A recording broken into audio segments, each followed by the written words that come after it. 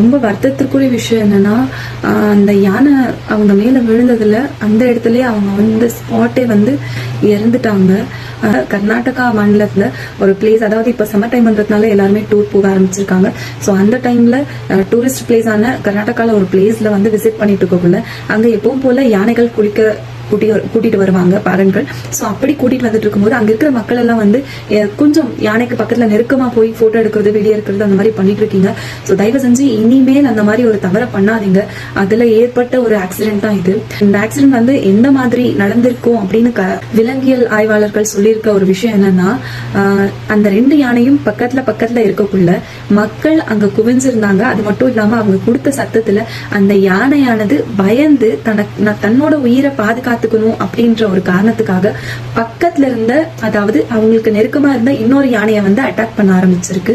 So அப்படிதான் பக்கத்துல இருந்த யானை என்ன நடக்குதுன்னே தெரியாம திடீர்னு இந்த யானை அட்டாக் பண்ணதும் அது நிலை தடுமாறி கீழே விழும்போது அங்க பக்கத்துல இருந்த 33 வயசான சென்னையை சேர்ந்த ஒரு லேடி மேல விழுந்திருக்கு. சோ அந்த இடத்துல இருந்து தப்பிச்சா அவங்க கணவர் அந்த குழந்தைய இடுப்புலயே வச்சுக்கிட்டு அவர் வந்து அவங்களை காப்பாற்ற முயற்சி பண்றாரு. அதுவும் நம்ம அந்த வீடியோல பார்த்து ரொம்பவே ஒரு மனசு குலைக்கிற ஒரு சம்பவமா இருந்தது. அவர் 2-3 தடவை ட்ரை பண்ணி அதுக்கப்புறம் எப்படியும் அவங்களுக்கு எடுத்துட்டாங்க அந்த தண்ணியில இருந்து. பட் அன்பார்ச்சுனேட்லி அவங்க வந்து ஆல்ரெடி இறந்துட்டாங்க. ஸோ இது மட்டும் இல்லாம அவங்க ஹாஸ்பிட்டல்ல கொண்டு போய் சேர்த்ததுக்கு அப்புறம் அவர் கணவர் அந்த மாதிரி அழுகுறாரு. எவ்வளவு ஆசைகளோடையும் கனவுகளோடையும் அந்த ட்ரிப்பை வந்து அவங்க போயிருப்பாங்க. அன்பார்ச்சுனேட்லி இந்த மாதிரி ஆயிடுச்சு.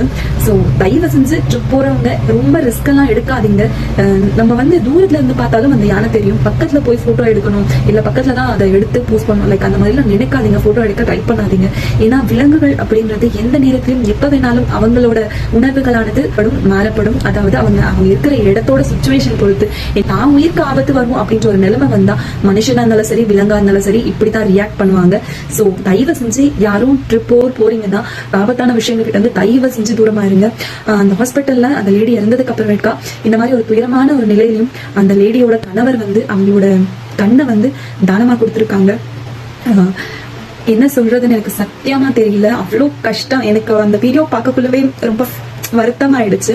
ஏன்னா அந்த இதுக்கப்புறமேட்டு அந்த குழந்தையோட லைஃப் என்ன ஆகும், அவர் அவ்வளோ லவ் பண்ணிட்டு அந்த வைஃப் போயிட்டாங்கன்ற சோகத்துல அவங்க கதறி அழக்குள்ள ஒரு நிமிஷம் எல்லார் கண்ணிலும் தண்ணி வர மாதிரி ஆயிடுச்சு. அதையும் தாண்டி வைஃப் இந்த உலகத்துல இல்லைனாலும் அவங்களோட கண் வந்து இந்த உலகத்துல வாழணும் அப்படின்னு சொல்லிட்டு அவங்க வைஃபோட கண்ணை வந்து தானம் பண்ணிருக்காங்க. அது ரொம்பவே பெரிய விஷயம். அவங்களோட ஆத்மா வந்து சாந்தி அடையட்டும் சொல்லிட்டு நான் வேண்டிக்கிறேன். தேங்க்யூ.